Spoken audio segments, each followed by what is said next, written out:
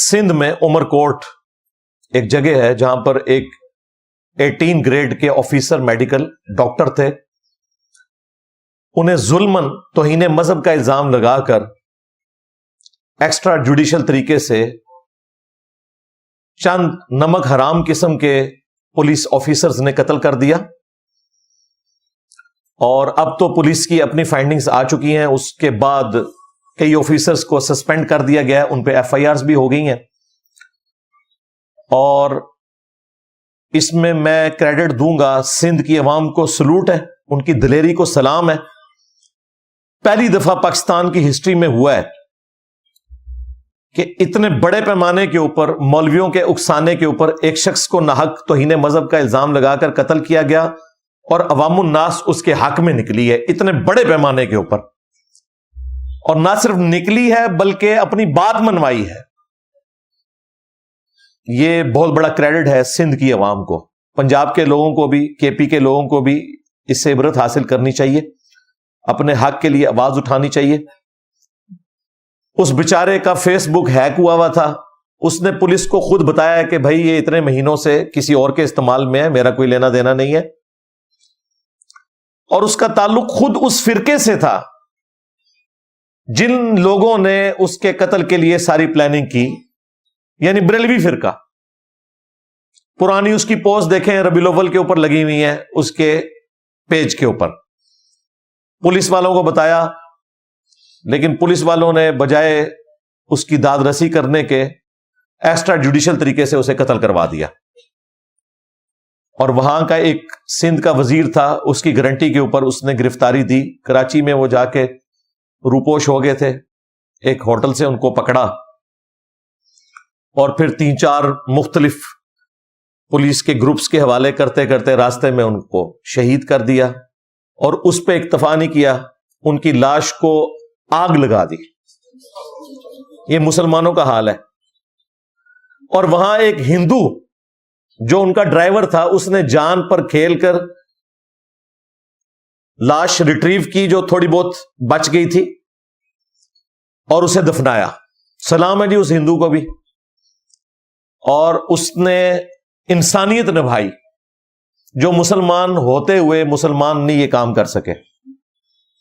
آج تو سارے باتیں کر رہے ہیں نا, لیکن اس وقت یہ دلیری دکھانا بڑی بات تھی. اس ڈاکٹر کی بیٹی ہے, اس بیچاری کی ویڈیو آئی ہوئی ہے. کوئی رقیق القلب انسان وہ ویڈیو دیکھ نہیں سکتا, کس تکلیف سے گزرنا پڑ رہا ہے اس کی بیوی کو, باقی رشتہ داروں کو. لیکن ڈٹائی کے ساتھ انہوں نے کام ڈال دیا. اس سے 1-1.5 ہفتہ پہلے کوئٹہ میں ایک اور پولیس آفیسر نے نمک حرامی کرتے ہوئے ایک اور بندے کو توہین مذہب کا الزام لگا کے قتل کر دیا. اور وہ بھی ویڈیو کا کانٹیکسٹ کیا تھا پشتوں میں ریکارڈ ہوئی بھی ہے. وہ خود بھی مسلمان تھا, اس نے بعد میں معذرت بھی کر لی. اس کے بعد اس کے ہوٹل کو بھی آگ لگا دی. پھر حوالات میں اسے چھپایا گیا تو وہاں پولیس والے نے اسے قتل کیا, اور بعد میں جرگے کے ذریعے معافی بھی کروا لی. اور ہماری اسٹیٹ سوئی پڑی ہوئی ہے. جب تک ان لوگوں کے گھروں میں یہ آگ نہیں پہنچے گی نا, انہیں اس بات کی سمجھ نہیں آئے گی.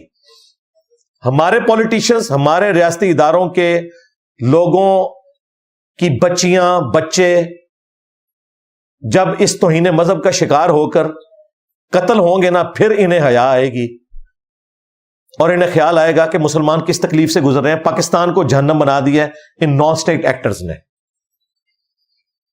ڈٹائی کے ساتھ عمر کوٹ کے مولوی پولیس آفیسرز کے گلے میں ہار پہنا رہے ہیں. وہاں کے پولیٹیکل لیڈر بھی ایک پیپلز پارٹی کا. مجھے نہیں سمجھ آتی کہ بلاول بھٹو صاحب اب کس منہ سے آ کے آئین اور قانون کی بات کریں گے اسمبلی میں کھڑے ہو کے, جبکہ ان کے اپنی جماعت کا بندہ ہار پہنا رہا ہے. اور پھر باقاعدہ ریڈ کارپٹ بچھایا گیا ہے پھول کی پتیوں کا. میں نے زندگی میں پہلی دفعہ اس طرح کا ریڈ کارپٹ دیکھا ہے, اور وہ بھی فخریہ ایک مسلمان کو قتل کر کے اس میں گھومتے ہیں نظر آ رہے ہیں آپ کو. اور یہ سب کے سب وہ لوگ ہیں جو نمک حرام ہے. اتنا شوق ہے نا تم لوگوں کو جنت کمانے کا, حرام خورو اپنی نوکریوں سے استعفے دو. باہر نکل کے جو کرنا ہے وہ کرو. تمہیں بھرتی کیا تھا اسٹیٹ کے ساتھ وفاداری کے لیے, تم نمک حرامی کرتے ہو اپنی اسٹیٹ کے ساتھ. اور اگر کوئی یہ سمجھتا ہے نا کہ یہ دین کے ساتھ کوئی وفاداری ہے, وہ تو ثابت ہو چکی کہ دین کے ساتھ کوئی وفاداری نہیں, وہ جعلی الزامات تھے. اگر اصلی بھی ہوں الزامات تب بھی یہ نہیں کر سکتے. کیا صحابہ کرام علیہم رضوان نے غزوہ بدر کے قیدیوں کو جب قید کیا تھا تو رسول اللہ کی اجازت کے بغیر انہیں قتل کر دیا تھا؟ حضرت عمر کی تو خواہش تھی کہ قتل کیے جائیں. تو حضرت عمر نے یہ حرکت کی تھی کہ وہ اپنے نبی کے ساتھ غداری کرتے اور رات کے وقت جا کے سارے قیدی قتل کر دیتے. انہیں پتا تھا کہ دنیا میں نظام ایسے نہیں چلتا. لیکن یہ اتنے نمک حرام ہے کہ یہ لوگ ریاست سے تنخواہیں لیتے ہیں اور عوام کی حفاظت کے لیے انہیں بھرتی کیا جاتا ہے. عوام ٹیکسز دیتے ہیں اور عوام اپنے آپ کو محفوظ سمجھتے ہیں. ان کے پاس جاتے ہوئے یہ اندر جناب بندوں کو مار دیتے ہیں. مشکل کر دیا ہے انہوں نے ایک عام بندے کے لیے انصاف کا حصول. میں آپ کو بتاؤں, 2016 میں جب ممتاز قادری کو پھانسی ہوئی تو مجھے ایک اہل حدیث عالم نے فون کیا, بہت بڑے عالم دین ہے, 60+ ان کی ایج ہے. مجھے کہنے لگے کہ ہمارے نمازی زور لگا رہے ہیں کہ ہم غائبانہ نماز جنازہ پڑھیں ممتاز قادری کا. میں نے کہا کیوں؟ کہتے ہیں جی وہ شہید ہوا ہے. میں نے کہا شہید ہوا ہے وہ؟ اپنے ادارے کے ساتھ اپنی نوکری کے ساتھ نمک حرامی کرنے والا شہید ہے. اور سب سے بڑی بات کہ تم وہابی لوگ, ان کو تو وہ کافر سمجھتا ہے. آج اگر وہ قبر سے نکل آئے نا, سب سے پہلے تمہیں قتل کرے گا. جو تمہیں کافر سمجھے اس کا غائبانہ نماز جنازہ تم پڑھ رہے ہو تو سمجھ لو اپنا ہی جنازہ پڑھ رہے ہو, کیونکہ وہ قبر سے نکل آیا تو تمہیں نہیں چھوڑے گا. اور اگر یقین نہیں آتا نا تو اس ممتاز قادری کا نام بیچ کے جس خادم رضوی نے یہ TLP کھڑی کی تھی نا, اس نے مسجد کے باہر ڈاکٹر اقبال کے مزار کے پاس کہا تھا, اذان کے لیے کہا تھا کہ وابیاں دی اذان دا کے احترام ہے سوراں دے سور نے کہا تھا نا, کہنا انہاں بڑے دے اخلاص منگو تو بڑے بڑے لوگ ہم گداواں نو خیر پا ہی دے. چلو جی چلیے, او بھابیاں دی اذان اے تے کڑا تے اے تے سور دے سور چل چلیے.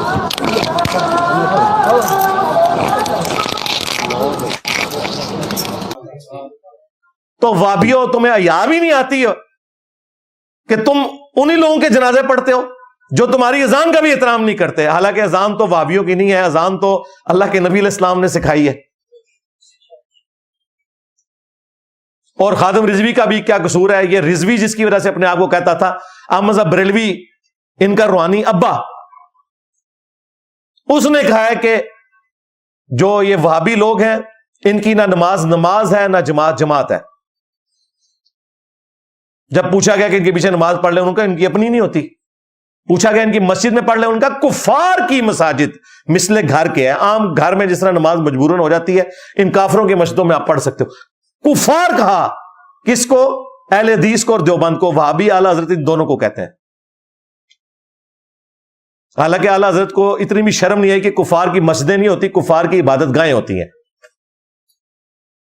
اسی لیے ہم قادیانیوں کو بیت الحمد کہتے ہیں کہ وہ لکھیں, مسجد نہیں لکھنے دیتے. آج بریلویوں کی حکومت آ گئی نا, یہ دیوبندیوں اور اہل حدیثوں کو بھی کہیں گے مسجد لکھنا بند کرو, کیونکہ ہمارے اعلی حضرت نے کہا تھا یہ کفار کی ہیں, یا کھو لین گے تواڈے کولوں, تسی پڑھ دو انہاں دے غائبانہ نماز جنازہ. پھر پوچھا گیا اذان, انہوں نے کہا اذان کا کیا احترام ہے؟ بس صرف نبی علیہ السلام کے نام پہ صلی اللہ علیہ وآلہ وسلم کہہ لیں اور اللہ کے نام پہ عز و جل, باقی ان کی اذان کا جواب بھی نہیں دینا, نہ ان کی اذان کا کوئی احترام ہے. تو بھائی خادم رضوی نے پھر یہی کہنا تھا نا آگے سے, کیونکہ اعلیٰ حضرت کہہ کے گئے ہیں. پھر جو احکام شریعت میں انہوں نے پھٹے اٹھائے ہیں ان کے, انہوں نے کہا کہ وہابی اہل حدیث ہوں, دیوبندی ہوں, شیعہ ہوں, اور قادیانی کافروں کو ان کے ساتھ ذکر کیا. نیچری ہوں, سر سید احمد خان کے نیچر میں ماننے والے لوگ, یہ 1,00,000 دفعہ بھی اللہ کا نام لیں, ذبیحہ مردار ہے. البتہ یہود و نصارہ کا ذبیحہ حلال ہے. جی ہاں, یہود و نصارہ اعلیٰ حضرت کے نزدیک بہتر ہے. کس سے؟ اہل حدیث سے, دیوبند سے, شیعہ سے. اور قادیانیوں کے ساتھ ان کو شامل کیا ہوا ہے. اور میں کہ کدھر جنازہ پڑھنے لگے ہو؟ اللہ کا شکر ہے پھر انہوں نے غائبانہ نماز جنازہ نہیں پڑھا، یعنی کہ اپنا نہیں پڑھا. اور مجھے اسٹیبلشمنٹ کی پالیسی سے بنیادی اختلاف ہے ہمیشہ سے، اس زمانے سے جس زمانے میں آج جو جماعت اس وقت مظلوم ہے یہ ان کے ساتھ مل کے باقیوں پہ ظلم کر رہی تھی. میں اس زمانے میں بھی کہتا تھا کہ ان کو پولیٹیکل لینڈسکیپ سے الگ ہو جانا چاہیے. لیکن یہ ان کا کریڈٹ ہے کہ 2016 میں 29 فروری کو انہوں نے ممتاز قادری کی پھانسی کو ایگزیکیوٹ کیا، اور دن ایسا چوز کیا کہ 4 سال کے بعد برسی آئے، کیونکہ 29 فروری 4 سال بعد آتا ہے. ویسے فروری 28 کا ہوتا ہے. یہ جان بوجھ کے انہوں نے 29 فروری کی ڈیٹ رکھی تھی 2016 میں، ورنہ ہر سال وہاں برسی ہونی تھی. تو وہ برسی تو مر گیا، ہاں، کیونکہ وہ دن ہی نہیں آنا، کس طرح مناون. اگر اس وقت یہ دلیری نہ دکھاتے اس وقت کے پرائم منسٹر، آرمی چیف یا چیف جسٹس، تو یہ جو آپ کو آج واقعات نظر آ رہے ہیں نا، ان کی تعداد سینکڑوں میں ہو جاتی ڈیلی بیس کے اوپر. ظاہر ہے 25 کروڑ آبادی کا ایٹم بم ہے، اس میں یہ واقعات بہت تھوڑے ہیں اس حوالے سے دیکھا جائے تو. لیکن اس حوالے سے قانون سازی بھی کوئی ہونی چاہیے بھائی.